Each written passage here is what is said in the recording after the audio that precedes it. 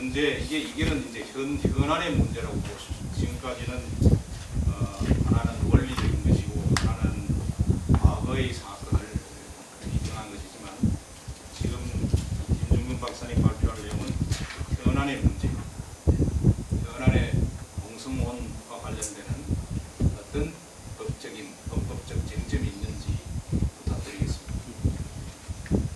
아까 김선필 교수님께서 말씀하신 것처럼 작년에 공성혼 소송들이 다 이제 그 법원에서 기각되고 또 각하되고 그러니까 여기서 이제 패소한 신청인들이 소송 방향을 헌법재판소로 돌리고 있는 것으로 확인이 됐습니다. 그래서 다수의 사건들이 헌법재판소에 헌법소원 심판 청구를 해서 이 원고는 그 쟁점들에 대해서 기존에 있었던 공소원 소송 판결들과 현행 헌법과 민법에 대한 학자님들의 해석론을 토대로 검토해 보는 것입니다.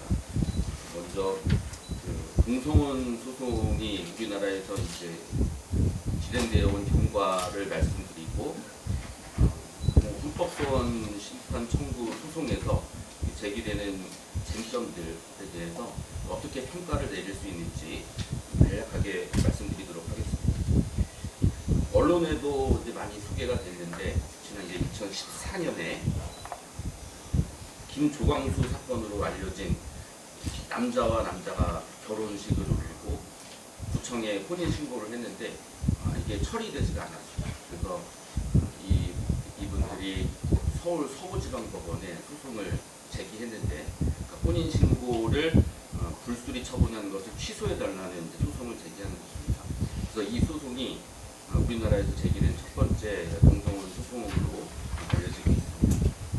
그때 담당했던 서울 서부지방법원 재판부에서는 1심에서 각하 판결을 내렸는데 그 판결 요지를 간단하게 말씀드리면은 현행법 해석론을 토대로 우리 헌법과 우리 민법 이런 규정들을 종합해 볼 때 동성 간의 결합은 혼인으로 인정할 수가 없다.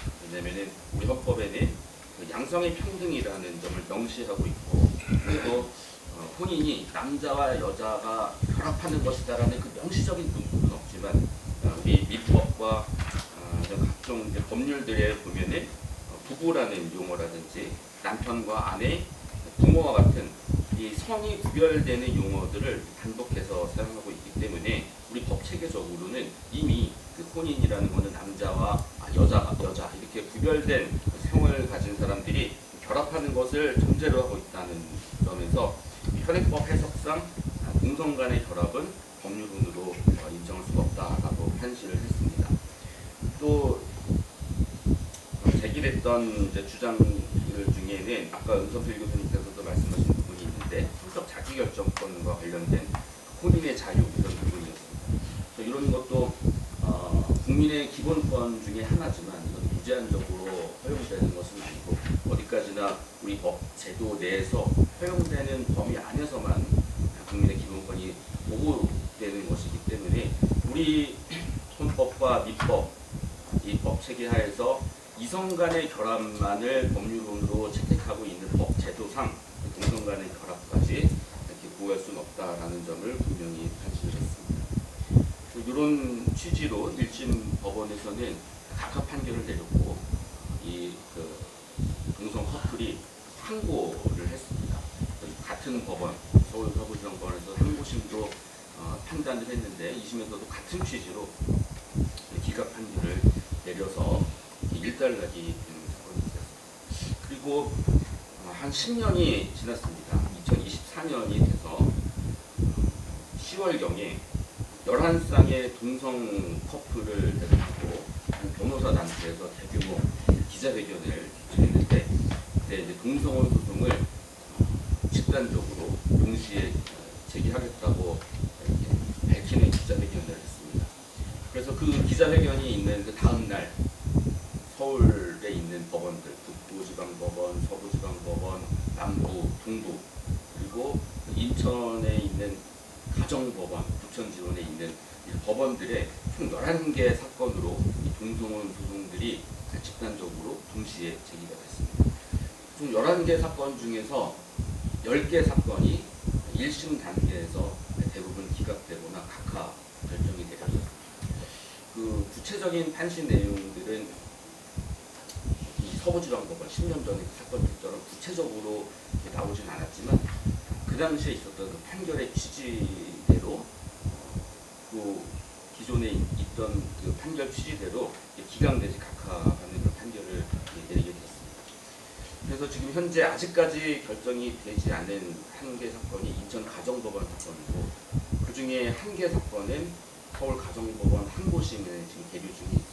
그럼 나머지 사건들은 현재 어떻게 되어 있는가 보면은 그게 지금 헌법재판소로 넘어가서 헌법소원 심리 중에 이제 지금 있는 것으로 확인이 됩니다. 여기까지가 이제 그 우리나라에서 진행되고 있는 동성혼 소송의 결과고 현재는 헌법재판소에서 최종적인 판단이 나올 것으로 전망이 되고 있습니다. 그 다음에 32페이지부터 3페이지까지 나오는 이 내용들은 이때 있었던 서울 서부지방법원 판결들 그리고 2024년에 있었던 이런 판결들이 어떤 해석론에 근거해서 나오는 것인가에 대한 내용들을 좀 요약해 놓은 겁니다. 그래서 혼인에 관한 법 해석론을 보면은 우리 헌법학계 아까 은선필 교수님께서 말씀하셨지만 헌법상 혼인이라는 것은 양성평등을 일남일녀의 결합이라는 것을 전제하고 있다는 것이 정설이라고 여겨지고 있습니다. 그리고 민법학계에서도 동성 간의 혼인 하부인은 무효라고 보는 것이 다수입니다. 그래서 이런 법 해석론에 비추어 볼 때 현행법 해석론 상의 하에서는 도저히 동성 간의 결합을 법률론으로 인정할 수 없다는 점에서 매우 타당하다라고 평가할 수가 있습니다. 그다음에 동성혼 소송이 결국에 그 법 해석과 관련된 것인데 헌법과 민법 그리고 헌법과 민법의 해석론을 바탕으로 한 헌법재판소의 다수 결정들 그리고 대법원의 다수 판결들이 일관되게 동성 간의 결합을 인정해주고 있지 않은데 이거를 계속해서 사법부 법원의 소송을 제기하는 방법으로 이것을 뒤집는 것이 과연 타당한 것인가라는 점을 볼 때 2014년 판결에서도 그랬고 2024년 판결에서도 계속 거듭 확인될 수 있는 것은 이거는 사법부의 해석 권한을 넘어서는 것이다.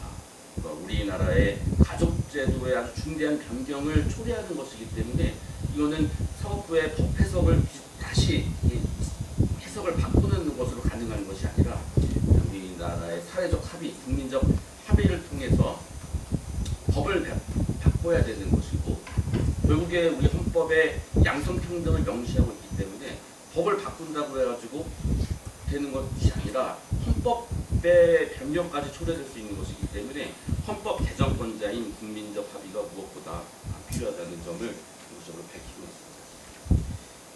그 다음에 33페이지에 나오는 내용들은 헌법소원 청구서를 통해서 본 주요 쟁점들에 대한 법률적 평가입니다. 간단하게 좀 요약을 해보면은 이런 쟁점이 하나가 있습니다. 동성혼을 인정하지 않는 것이 우리 헌법상 평등권을 침해하는 것인가, 그러니까 차별하는 것인가라는 점입니다. 근데 이 부분에 대해서는 우리 법치주의 원리상 그 법률론의 효과를 그 법률적 요건을 갖춘 누구에게만 주어지는 것은 너무나 당연한 원리라는 것입니다. 우리 법에서 우리 법 요건을 갖추지 못한 동성 간의 결합에게까지 이성과 같은 법률 효과를 부여하는 것은 법치주의 원리에 너무나 명백하게 위반되는 것이라 할 수 있는 것입니다. 이런 주장도 제기가 됩니다. 혼인 요즘에는 이성 부부 사이에서도 자녀를 낳지 않는 부부가 있고 또 불임 부부가 있다는 점에서 이 자녀 출산 가능성이 이 혼인의 절대적인 요건은 아니지 않느냐 이런 주장도 제기가 되고 있는데 그런 예외적인 상황이 있다고 하더라도